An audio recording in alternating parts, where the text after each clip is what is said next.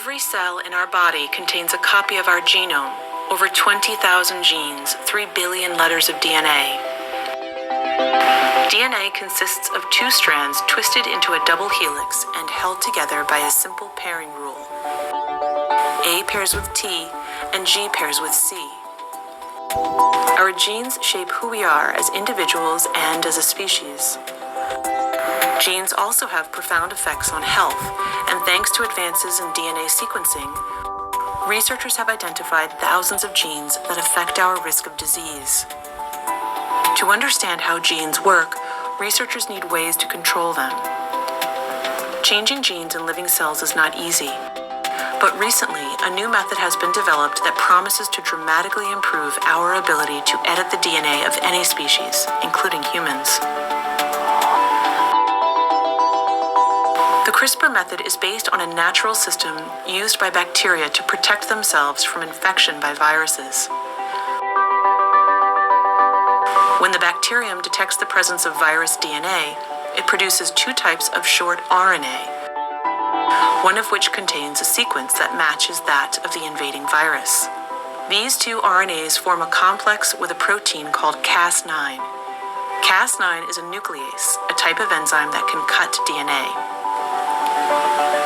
When the matching sequence, known as a guide RNA, finds its target within the viral genome, the Cas9 cuts the target DNA, disabling the virus. Over the past few years, researchers studying this system realized that it could be engineered to cut not just viral DNA, but any DNA sequence at a precisely chosen location by changing the guide RNA to match the target. And this can be done not just in a test tube, but also within the nucleus of a living cell. Once inside the nucleus, the resulting complex will lock onto a short sequence known as the PAM. The Cas9 will unzip the DNA and match it to its target RNA. If the match is complete, the Cas9 will use two tiny molecular scissors to cut the DNA.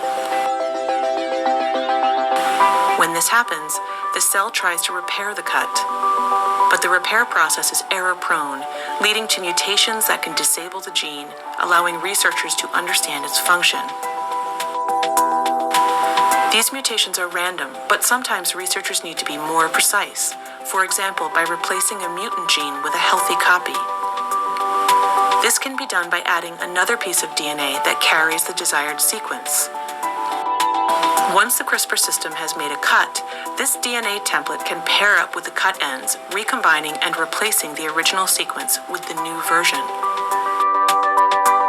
All this can be done in cultured cells, including stem cells that can give rise to many different cell types.